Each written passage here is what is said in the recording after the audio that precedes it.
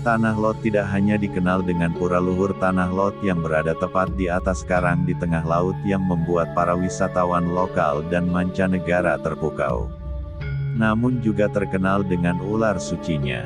Maka tak heran jika para wisatawan yang datang tidak hanya menikmati pemandangan namun juga melihat langsung keberadaan ular suci tersebut. Bagi masyarakat Pulau Dewata, ular yang ada di pura luhur Tanah Lot ini sudah tidak asing lagi. Ular dengan warna belang hitam putih atau poleng tersebut dipercayai sebagai ular suci yang menjaga pura luhur Tanah Lot dan biasa disebut Due.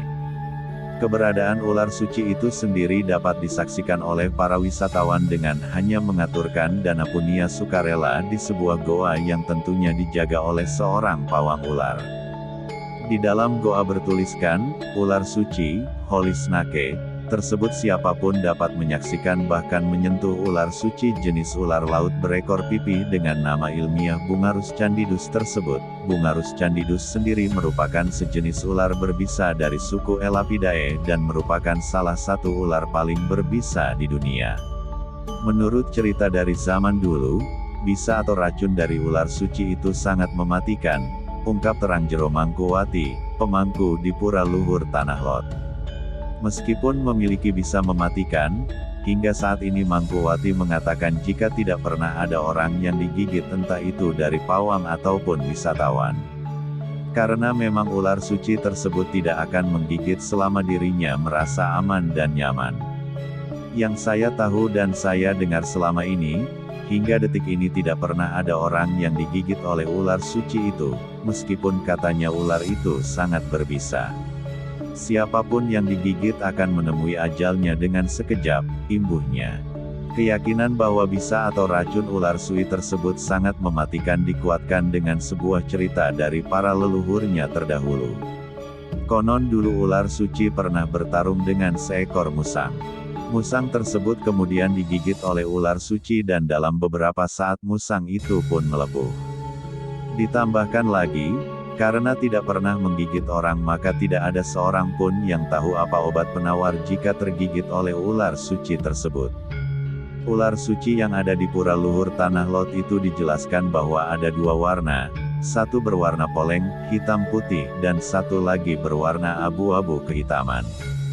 Kebanyakan yang berwarna poleng, tetapi kadang-kadang muncul yang berwarna belang abu-abu kebiruan itu. Katanya itu bisanya lebih mematikan lagi, lanjutnya. Lebih lanjut, Jero Mangkuwati menceritakan jika menurut kepercayaan dan cerita agama, ular suci tersebut merupakan jelmaan dari selendang milik Dang Hyang Nirarta ketika menginjakan kaki di pantai Tanah Lot.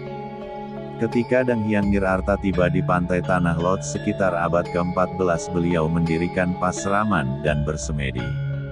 Nah ketika itu agar tidak ada gangguan, beliau kemudian merobek kain poleng yang beliau gunakan seukuran selendang. Dan selendang itulah berubah menjadi ular suci yang hingga saat ini dipercayai adalah sebagai penjaga pura luhur Tanah Lot, terang Mangkuwati. Terlebih lagi Mangkuwati menuturkan jika sebelum tahun 1960-an, ular suci di pura luhur Tanah Lot berjumlah ratusan. Bahkan ketika pujawali ular-ular tersebut akan meliuk-liuk di pura luhur Tanah Lot dengan bebas. Ular-ular itu akan berkeliaran bebas, dan mereka sangat jinak.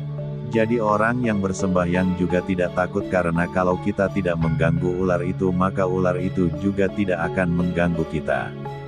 Jadi kita bisa berdampingan, ujar Mangkuwati lagi. Namun setelah pariwisata semakin pesat, perlahan keberadaan ular suci itu berkurang. Bahkan kini sudah sangat sulit untuk menemukan ular suci berkeliaran seperti dahulu kala. Dan tak jarang Mangkuwati melihat ada ular suci yang meregang nyawa. Terakhir saya lihat ada ular suci yang mati lemas di pagar pura, tuturnya. Berkurangnya populasi ular suci di pura luhur Tanah Lot diyakini karena eksploitasi terhadap ular suci yang dimanfaatkan untuk bisnis. Dulu ular banyak dan gampang untuk dipertontonkan kepada pengunjung. Sekarang sudah sedikit jadi ular suci dicari-cari untuk dapat diperlihatkan kepada pengunjung, ungkap sumber yang enggan dikorankan namanya tersebut. Kata dia, kesucian ular tersebut telah terkikis oleh kepentingan bisnis sehingga kini populasi ular berkurang. Hal ini tentu saja menjadi pro dan kontra. Tidak tahu nanti kalau ular suci benar-benar sudah tidak ada lagi.